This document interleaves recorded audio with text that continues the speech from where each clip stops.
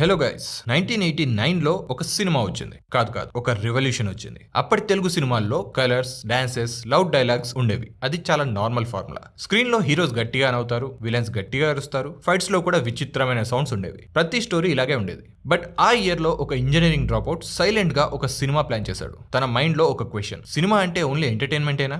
లేదు, సినిమాలో ఎమోషన్ ఉండాలి, రియాలిటీ ఉండాలి, ట్రూత్ ఉండాలి. ఆ కాలేజ్ డ్రాప్అవుట్ బాయ్ ఎవరో కాదు, మన రామ్ గోపాల్ వర్మ. అండ్ ఆ ఐడియా శివ. అప్పటి వరకు తెలుగు స్క్రీన్లో కాలేజ్ పాలిటిక్స్, స్టూడెంట్స్ ఫైట్స్ అనేవి లైట్గా, ఫన్నీగా చూపించారు. But RGV thought different.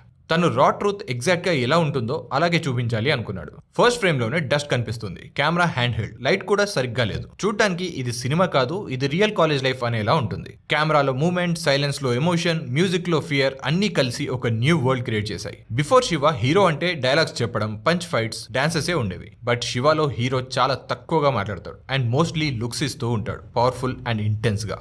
ఒక సీన్ లో శివ చూస్తాడు, కెమెరా యాంగిల్ చాలా క్లోజ్ గా వెళ్తుంది, కళ్ళలో ఫైర్ కనిపిస్తుంది. No music, no dialogues, only silence. ఆ ఒక్క సీన్ తో సైలెన్స్ అనేది సౌండ్ కన్నా లౌడర్ అని, ఎక్స్ప్రెషన్ అనేది డైలాగ్ కన్నా పవర్ఫుల్ అని తెలిసేలా చేశాయి. అక్కడి నుండి తెలుగు సినిమా చేంజ్ అయింది. తర్వాత ఒక simple cycle chain pulling scene ఉంటుంది. అది ఆ టైంలో థియేటర్లో ఉన్న వాళ్ళందరినీ బ్రీత్ కూడా తీసుకోకుండా చేసింది.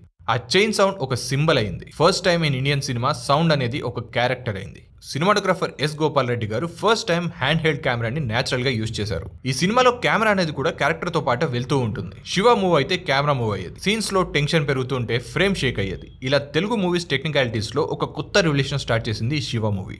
అండ్ ఆర్జీవి గారు కూడా ఇలా అంటారు: camera should breathe with the actor. అందుకే ప్రతి షాట్ ప్రాణం ఉన్నట్టు అనిపిస్తుంది.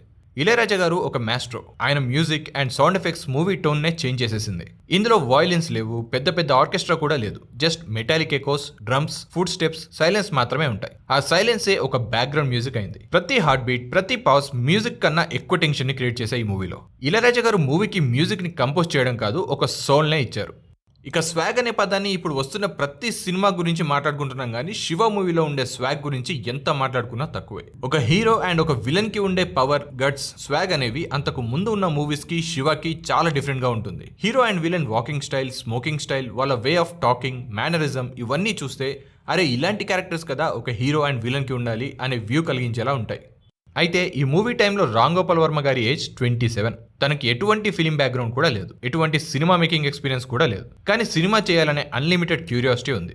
తను the God father, mean streets, enter the dragon లాంటి మూవీస్ చూసి నేర్చుకున్నాడు. ఇన్ఫాక్ట్ బ్రూస్లీ యాక్ట్ చేసిన ఒక మూవీనే తీసుకొని జస్ట్ బ్యాక్గ్రౌండ్ కాలేజ్కి మార్చి 20 days లోనే ఈ స్క్రిప్ట్ ని కంప్లీట్ చేశారని ఆయన చెప్పారు. అండ్ ఆర్జీవి గారు ఒకటి నమ్ముతారు: camera can show power, silence can create fear. And cinema అనేది ఎంటర్టైన్మెంట్ కాదు, అది సైకాలజీ అనుకున్నాడు. శివలో ప్రతి లైట్, సౌండ్ అండ్ పాజ్ కి ఒక మీనింగ్ ఉంటుంది. అలాగే ఒక ఎమోషన్ ని రిప్రజెంట్ చేస్తున్నట్టు కొన్ని సీన్స్ లో డార్క్నెస్ కూడా వస్తుంది. సైలెన్స్ వస్తే అది కంట్రోల్ ని రిప్రజెంట్ చేస్తున్నట్టు. అప్పట్లో కాలేజ్ సీన్స్ ఏవైనా తీయాలి అంటే స్టూడియోస్ లో సెట్స్ వేసి తీసేవారు. కానీ ఆర్జీవి రియల్ క్యాంపస్ లోనే షూట్ చేయాలి అనుకున్నారు. అలా ఉస్మానియా యూనివర్సిటీలో అండ్ రియల్ హైదరాబాద్ స్ట్రీట్స్ లోనే షూట్ చేశారు ఈ మూవీని. అండ్ చాలా వరకు సీన్స్ లో బ్యాక్గ్రౌండ్ లో రియల్ స్టూడెంట్స్ ఉన్నారు ఈ మూవీలో. వాళ్ళందరినీ సీన్స్ లో యాక్ట్ చేయొద్దు, జస్ట్ రియాక్ట్ అవ్వండి అని చెప్పారంట ఆర్జీవి గారు అప్పట్లో. ఈ సినిమాలో లైటింగ్ గురించి కూడా తప్పకుండా మాట్లాడుకోవాలి. యాక్చువల్లీ అప్పటి వరకు ఉన్న ట్రెడిషనల్ లైటింగ్ స్టైల్ ని శివ మూవీలో పెడతామంటే ఆర్జీవి ఒప్పుకోకుండా డిఫరెంట్ లైటింగ్ ని సెటప్ చేయించారు. Generally Telugu film industry and almost Indian film industry అంతా ఫ్లాట్ లైట్ తోనే మూవీస్ తీసేవాళ్ళు. అంటే మూవీస్ లో ఎటువంటి షాడోస్ అండ్ బ్రైట్నెస్ హైలైట్ అయ్యేవి కాదు. కానీ శివ మూవీలో key lighting, back lighting, hard lighting లాంటి సినిమాటిక్ లైటింగ్స్ ని యూజ్ చేశారు. అంటే హాఫ్ ఫేస్ పైన లైటింగ్ అండ్ హాఫ్ ఫేస్ పైన shadows and only background light తోనే సీన్ ని హైలైట్ చేయడం లాంటి ఎన్నో సీన్స్ కూడా ఈ సినిమాలో చూడొచ్చు. నిజానికి ప్రొడ్యూసర్స్ ఈ మూవీ గురించి చాలా భయపడ్డారు. ఇందులో కమర్షియల్ సినిమాల లాంటి సాంగ్స్ లేవు, గ్లామర్ లేదు, పైగా too much silence and brutal violence కూడా. కానీ ఆర్జీవి మాత్రం చాలా కాన్ఫిడెంట్ గా ఉన్నారు. రిలీజ్ అయ్యాక ఫస్ట్ షోలో థియేటర్లో పిన్ డ్రాప్ సైలెన్స్. సినిమా అయిపోయాక వాళ్ళు చీర్ కూడా చేయలేదు. ఎందుకంటే వాళ్ళు సినిమాని ఫీల్ అయ్యారు. బయటికి వస్తూ ఇదేంట్రా సినిమా ఇలా ఉంది అని స్టన్ అయిపోయారు. ఎందుకంటే థియేటర్స్ లో వాళ్ళు ఒక కొత్త టైప్ ఆఫ్ ఎక్స్పీరియన్స్ చేశారు. శివ సినిమా ఎఫెక్ట్ ఎలా ఉంది అంటే Telugu cinema before Shiva and after Shiva అని చెప్పుకునే రేంజ్ లో. తెలుగు సినిమాలో టైమ్ లైన్ స్ప్లిట్ అయిపోయింది. బిఫోర్ శివ హీరో అంటే flash dialogues, after Shiva hero అంటే ప్రెజెన్స్. సినిమాలో నాగార్జున గారు కూడా ఎక్కువగా అరవలేదు, జస్ట్ సైలెంట్ గా నిలబడతారంతే. కానీ ఆడియన్స్ మాత్రం క్రేజీ అయిపోయారు. తన కోపం నిశ్శబ్దం, తన నడక పవర్ఫుల్ అండ్ తన ఐస్ ఒక వెపన్.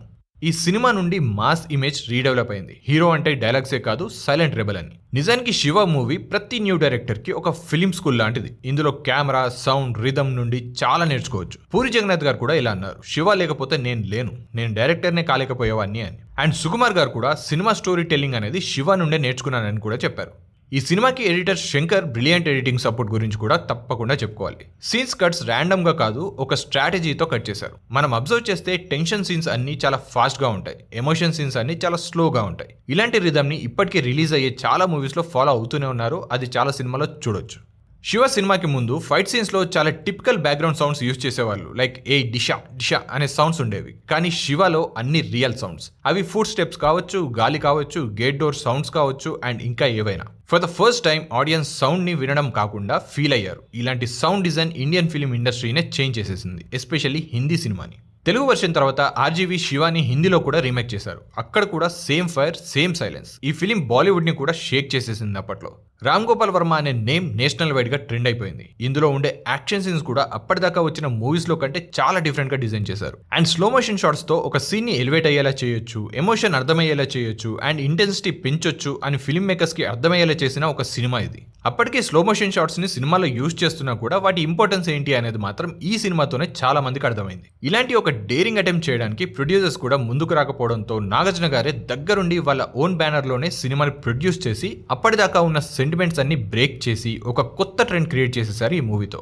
ఈ సినిమా రిలీజ్ అయ్యి ఇన్ని ఇయర్స్ అయినా కూడా ఇప్పటికీ చాలా మంది డైరెక్టర్స్ ని మీ ఫేవరెట్ సినిమా ఏది అని అడిగితే ఆ లిస్ట్ లో ఈ మూవీ డెఫినెట్ గా ఉంటుంది. అంతలా మన తెలుగు ఫిలిం ఇండస్ట్రీ డైరెక్టర్స్ ని ఇన్ఫ్లుయెన్స్ చేసింది ఈ మూవీ. ఈవెన్ చిరంజీవి గారు, వెంకటేష్ గారు అండ్ ఇంకా చాలా మంది యాక్టర్స్ కూడా ఓపెన్ గానే కొన్ని ఇంటర్వ్యూస్ లో చెప్పారు, శివ లాంటి సినిమా మళ్ళీ రాదు, అలాంటి ఒక సినిమా మా కెరీర్ లో లేకపోవడం కూడా ఒక బ్యాడ్ లక్ అని. అప్పట్లో స్టడీ క్యామ్ టెక్నిక్ యూజ్ చేసి మోస్ట్ ఆఫ్ ది సీన్స్ ని పిక్చరైజ్ చేయడం చాలా పెద్ద సాహసం. దానికి తోడు ఒక కొత్త సౌండ్ రికార్డింగ్ టెక్నిక్ ని యూజ్ చేసి డిఫరెంట్ స్టైల్లో సౌండ్ తో సినిమాని థియేటర్లో రిలీజ్ చేసిన గట్స్ కి ఆర్జీవి గారిని అండ్ నాగార్జున గారిని ఎంత మెచ్చుకున్నా తప్పలేదు. ఇప్పుడు మనమేదో పాన్ ఇండియా అని ఫీల్ అయిపోతున్నాం కానీ అప్పట్లోనే నాగార్జున గారు అండ్ ఆర్జీవి గారు పాన్ ఇండియా లెవెల్ సినిమాతో అన్ని ఇండస్ట్రీని ఒక ఊపు ఊపేశారు ఈ శివతో. ఇప్పటికీ ఈ సినిమా రిలీజ్ అయ్యి 35 ఇయర్స్ అవుతుంది, కానీ స్టిల్ ఇప్పటికీ ఈ మూవీని చూస్తే మనకు గూస్ బంప్స్ అయితే వస్తాయి. మూవీ చూస్తున్నప్పుడు వచ్చే ఆ హై ఫీల్ ఇప్పటికీ అలాగే ఉంటుంది. సైకిల్ చైన్ ఎపిసోడ్ మాత్రం ఎప్పటికీ మర్చిపోలేరు కూడా. ఇళయరాజా గారు కంపోజ్ చేసిన సాంగ్స్ అండ్ సౌండ్ ఎఫెక్ట్స్ కూడా సినిమాని ఇంకా ఫ్రెష్ గా ఉండేలా చేస్తాయి. ప్రెజెంట్ అయితే ఈ మూవీ నవంబర్ 14th కి మళ్ళీ రిలీజ్ అవుతుంది కాబట్టి థియేటర్ ఎక్స్పీరియన్స్ ని అస్సలు మిస్ అవ్వద్దు. అప్పట్లో ఈ సినిమాని థియేటర్ లో చూడలేకపోయానే అనే ఫీల్ అవుతున్న టైంలో ఈ రిలీజ్ల పుణ్యమా అని థియేటర్ లో ఛాన్స్ అయితే దొరికేసింది. సో నేనైతే అస్సలు మిస్ అవ్వను. సైకిల్ చైన్స్ రెడీ చేసుకొని మరి థియేటర్కి వెళ్ళిపోతున్నాను. సో మీరు అప్పట్లో ఈ కల్ట్ క్లాసిక్ ని మిస్ అయి ఉంటే ఇంకా లేట్ చేయకుండా వెంటనే టికెట్స్ బుక్ చేసుకోండి. అంత టైం లేదు అనుకుంటే యూట్యూబ్ ఆర్ ఏదైనా ఓటీటీ ప్లాట్ఫామ్ అయినా చూసేయండి. మళ్ళీ ఇంకో వీడియోలో ఇంకో టాపిక్ తో కలుసుకుందాం. అప్పటిదాకా బై.